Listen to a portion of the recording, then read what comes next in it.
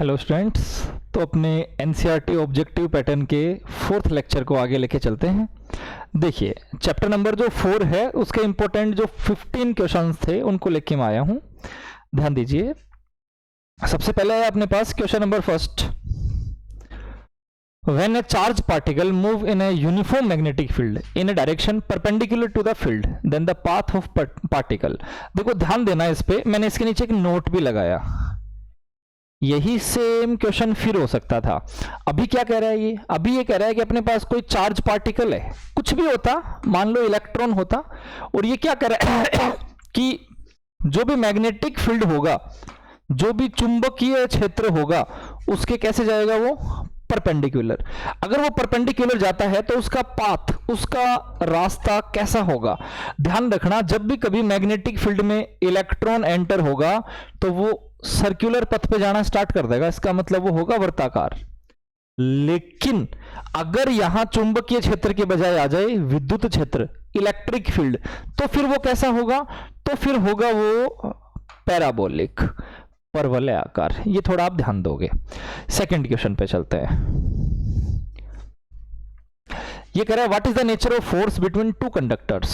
दो चालक तार हैं, उनके बीच में लगने वाला बल, फोर्स कैसा होगा अगर electric current flow in same direction, अगर दोनों में करंट जो है वो सेम दिशा में हो। दोनों में करंट भेज दिया, दोनों की दिशा सेम है, तो फोर्स कुछ इस तरह से बिहेव करता था एक दूसरे पे, और जब विपरीत लग रहा है इसका मतलब वो कैसा है? वो आकर्षणात्मक है। एक दूसरे की तरफ आ रहा है तो आकर्षणात्मक ही है। हाँ, अगर मैं ये कह दूं कि दिशा होती अपोजिट, अपोजिट बोले तो अगर एक की डायरेक्शन ऊपर की तरफ है तो दूसरे की नीचे की तरफ है, अब बताओ बल कैसा होगा? तो अब होगा प्रतिकर्षण। अब ये दोनों एक दूसरे से दूर जाएंगे। नेक्स्ट क्वेश्चन नंबर आता है 3। अच्छा, एक बात और साथ में मैंने बोला नहीं, वैसे इनके साथ में लगा हुआ भी है कि ये राजस्थान बोर्ड में कब आया, तो ये आप जरूर देख लेना। ये 2014 का था, ये 2013 का था। नेक्स्ट 2022 का भी यही था, और 17 का भी यही है। ये करा है कि एक गतिमान आवेश जो है वो क्या उत्पन्न करता है, एक मूविंग चार्ज है वो क्या प्रोड्यूस करता है। देखो मैं तीनों बता देता हूं आपको। अगर अपने पास कोई आवेश है, चार्ज है, और वो रेस्ट पे है, रेस्ट बोले तो रुका हुआ है, तब वो सिर्फ विद्युत क्षेत्र उत्पन्न करेगा, इलेक्ट्रिक फील्ड उत्पन्न करेगा। अगर वो चलना स्टार्ट कर दे, अगर वो गति करना चालू कर दे, तो फिर उसकी गति दो तरह से हो सकती थी। एक, उसकी स्पीड जो है वो हमेशा सेम रहे। स्पीड सेम रहे तो वो दो चीजें उत्पन्न करेगा। क्या क्या? एक तो विद्युत क्षेत्र और एक चुंबकीय क्षेत्र। समझ रहे हो? तीन अलग अलग क्वेश्चन हैं। पहला क्वेश्चन है कि कोई आवेश था, वो रुका हुआ है, बताओ वो अपने चारों तरफ कौन सा क्षेत्र उत्पन्न करेगा? रुका हुआ आवेश हमेशा अपने चारों तरफ विद्युत क्षेत्र उत्पन्न करता है। बात आती है कि एक आवेश है, रुका हुआ नहीं है, गति कर रहा है, अब बताओ क्या क्या करेगा? अब ये तो कंफर्म है वो विद्युत क्षेत्र भी करेगा, चुंबकीय क्षेत्र भी करेगा, अगर गति है सेम। लेकिन अगर वो अपनी स्पीड को या तो बढ़ा रहा है या अपनी स्पीड को कम कर रहा है, तो फिर दो चीजें नहीं बल्कि तीन चीजें उत्पन्न करेगा वो। एक तो करेगा विद्युत क्षेत्र, एक करेगा चुंबकीय क्षेत्र, और एक करेगा विद्युत चुंबकीय तरंगे, electric field, magnetic field and electromagnetic wave. ठीक है, यहां तक का। आगे बढ़ते हैं। नेक्स्ट 19 के सप्लीमेंट्री में था, और वैसे ये बहुत पहले एक बार आया हुआ भी है। अपन ने जो गैल्वेनोमीटर पढ़ा था, धारा मापी, उसके अंदर एक इस तरह का डायग्राम बनाया था।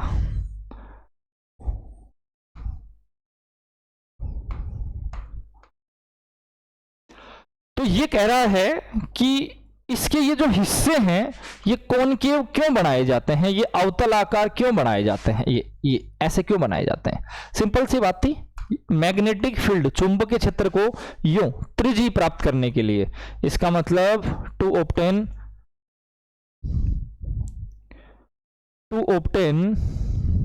क्या बात हुई?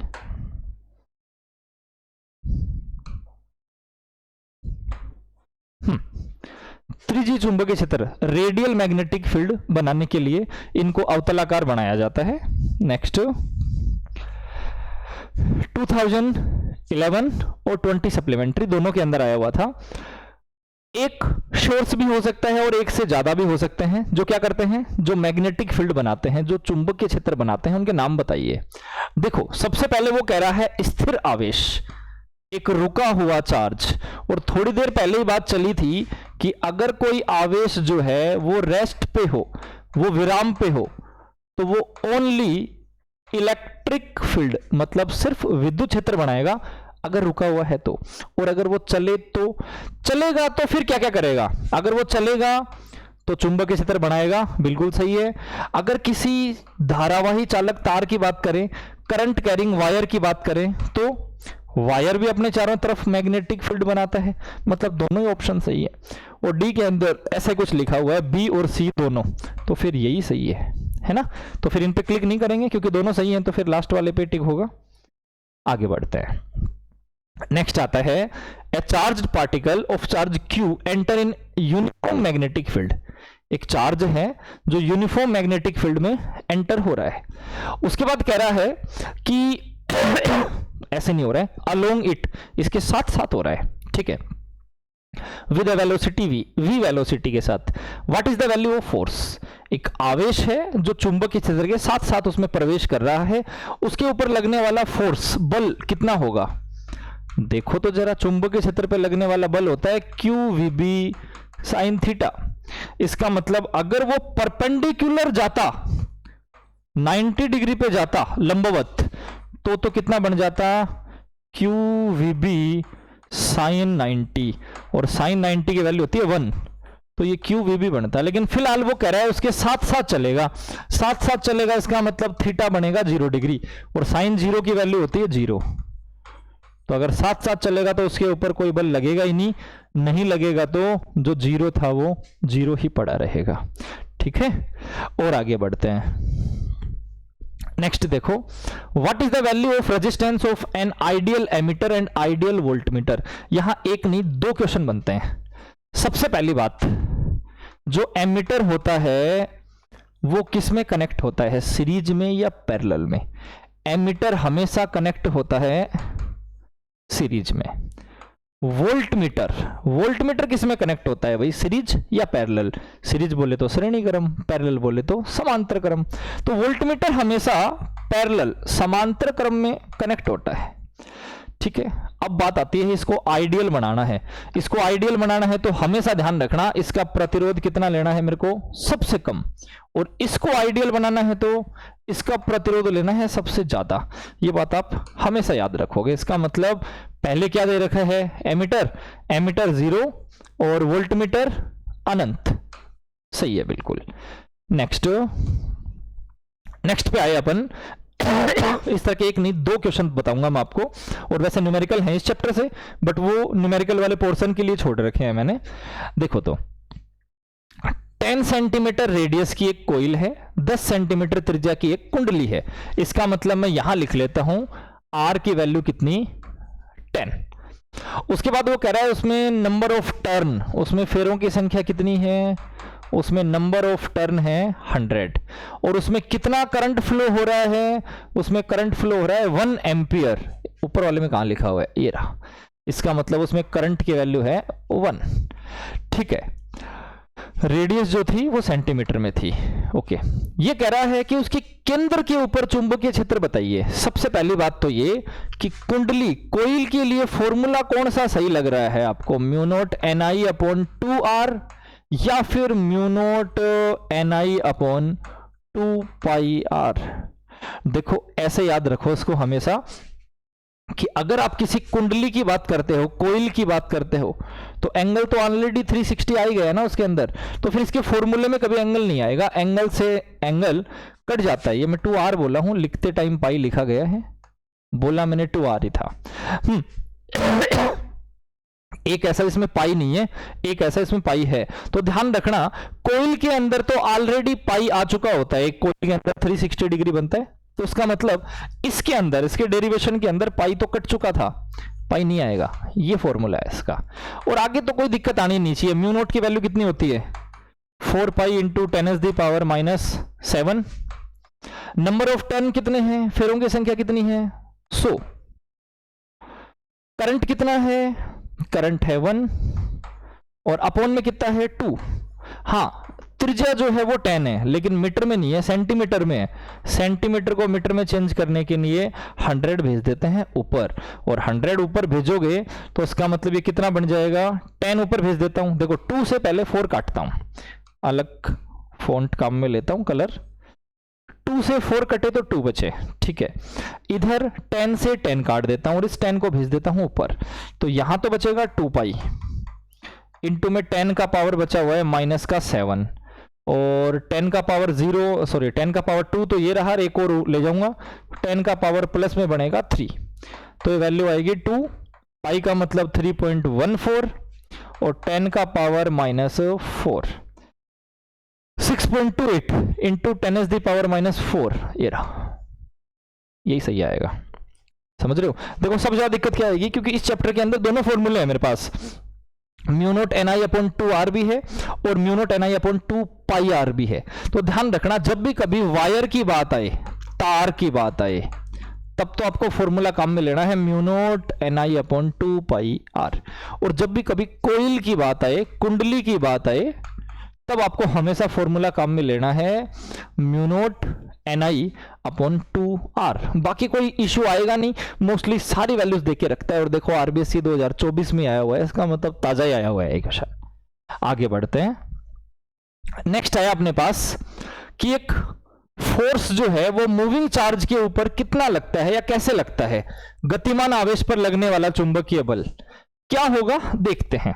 सबसे पहले कह रहा है कि पैरेलल टू वेलोसिटी, उसके वेग के समांतर होता है।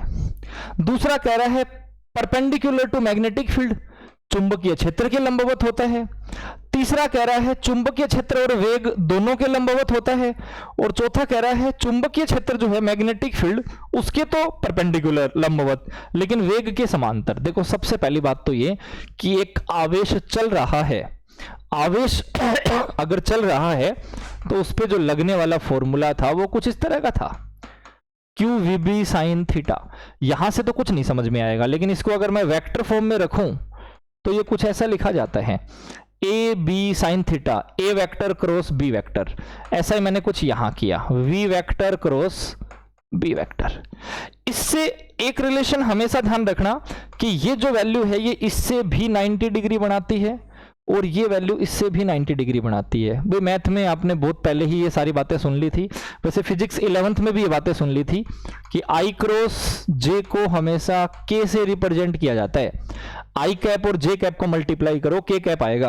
और रियल में देखा जाए तो ये एक्स एक्सिस, ये वाई एक्सिस और ये जेड एक्सिस, इसका मतलब तीनों की तीनों क्या है एक दूसरे से 90 डिग्री पे। और अगर तीनों 90 डिग्री पे हैं इसका मतलब ये है कि लगने वाला जो बल था, बल फोर्स, वो इन दोनों के 90 डिग्री पे होगा। दोनों के 90 डिग्री का मतलब है कि चुंबकीय क्षेत्र और वेग बी और वी दोनों के साथ 90 डिग्री बनाएगा। तो जिस पे मैंने बेसिक टिक मारा था वो एकदम सही है।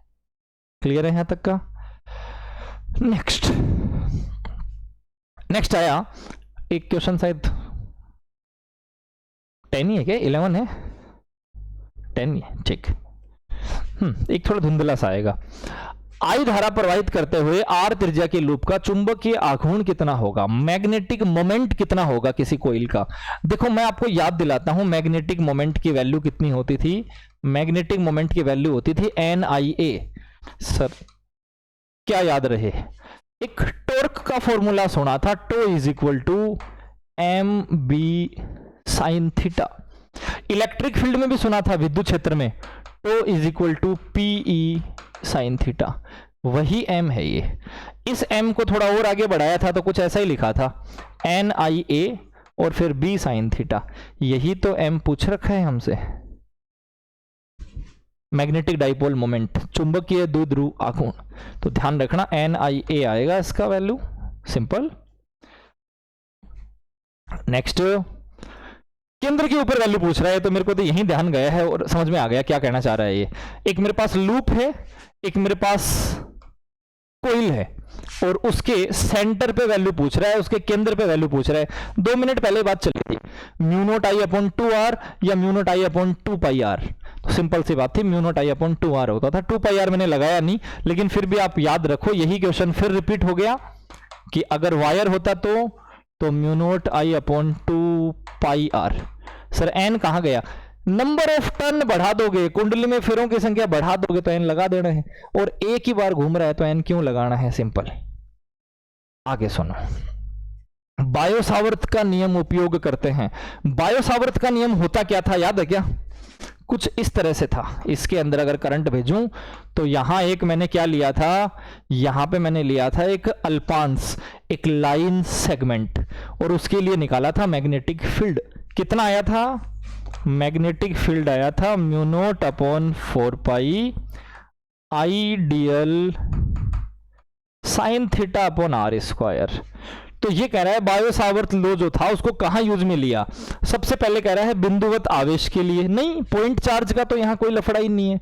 दूसरा, धारा अवयव के कारण चुंबकीय क्षेत्र बताने में, अभी तक के हिसाब से तो ये ठीक है, और आगे के ऑप्शन फिर भी देखते हैं। चुंबकीय आघूर्ण बताने में, नहीं चुंबकीय आघूर्ण की वैल्यू तो नहीं बता रहा है, ये तो चुंबकीय क्षेत्र मैग्नेटिक फील्ड की बता रहा है। इलेक्ट्रिक पोटेंशियल, नहीं इलेक्ट्रिक फील्ड तो बता ही नहीं रहा है, तो मैग्नेटिक ही बता रहा है। तो फिर इन चारों में तो यही सही है। नेक्स्ट, ये सेम क्वेश्चन रिपीट है, पहले वाला ही है कि एक मेरे पास लूप है और लूप के सेंटर केंद्र पे कितना होता है, तो लूप के केंद्र पे तो 2-3 बार बता दिया, mu naught I upon 2r। Next, Lorentz बल का फॉर्मूला बताइए। लोरेंज बल का क्या फॉर्मूला होता था? F is equal to Q E plus Q V B sine theta. कहने का मतलब दो फोर्स हैं, दो बल हैं, उनको आपस में जोड़ दो। कौन से? एक तो विद्युत इलेक्ट्रिक और एक चुंबकीय मैग्नेटिक। विद्युत क्षेत्र की वैल्यू, सॉरी विद्युत बल की वैल्यू क्यू ई और चुंबकीय बल की value Q V B sine theta. इसी को मिक्स किया गया तो इन सब के ऊपर लगे हुए हैं वेक्टर, वो वेक्टर मिस है। एक एक करके फिर भी सारे देखते हैं अपन, एक को देखने से क्या होगा। पहला क्वेश्चन, अगर मेरे को कहिए क्यू ई क्या है? विद्युत बल, इलेक्ट्रिक फोर्स। अगर वो कहे क्यू वी बी क्या है? चुंबकीय बल, मैग्नेटिक फोर्स। अगर वो कहे दोनों को ऐड कर दूं तो बिल्कुल दोनों को ऐड करते ही क्या आ जाएगा? लोरेंज बल, लोरेंज फोर्स। तो इसका मतलब लोरेंज बल ये है। एक आधा और बचा है क्या क्वेश्चन? बचा है। ये बार बार 14 लगा हुआ है, वैसे 14 हो चुके पीछे, देखो फिर भी यही कह रहा था मैं, थोड़ा धुंधला है बट काम का क्वेश्चन है, इसलिए मैंने फिर इसको हटाया नहीं और वापस अरेंज जब क्या करते समझ जाओगे, मैं साइड में बता दूंगा। ये कह रहा है एम्पियर सर्किटल लॉ क्या होता है। अगर वहां नहीं दिख रहा हो तो कोई बात नहीं है, बट वहां मैंने वो इसलिए भी लगाया था कि काफी जगह रिपीट है। देखो आरबीएससी में कब कब रिपीट हुआ? 2003, 4, 9, 15, 19, 23 मॉडल पेपर। इसका मतलब बहुत बार इंपॉर्टेंट रिपीट हो जाते हैं इस तरह के क्वेश्चन। और वैसे ये और भी आया है 25 या 24 के आसपास, लेकिन उसमें बड़े क्वेश्चन के साथ आया था, इसलिए मैंने नहीं लगाया। देखो B vector dot DL vector की वैल्यू होती है म्यू नॉट सिग्मा आई। इसी को क्या कहते हैं? इसी को कहते हैं अपन एम्पियर सर्किटल लॉ, एम्पियर का परिपथीय नियम। याद रखना हमेशा, B dot DL is equal to mu not sigma I. ये लो, इतने क्वेश्चंस थे। अभी अगर इन ऑब्जेक्टिव को आप तैयार करते हो तो बहुत है इस चैप्टर के लिए, क्योंकि फिल इन द ब्लैंक अलग बचे हुए हैं, प्रीवियस ईयर अलग बचे हुए हैं। यहां तक का सभी बच्चे जरूर से पढ़िएगा। Thank you.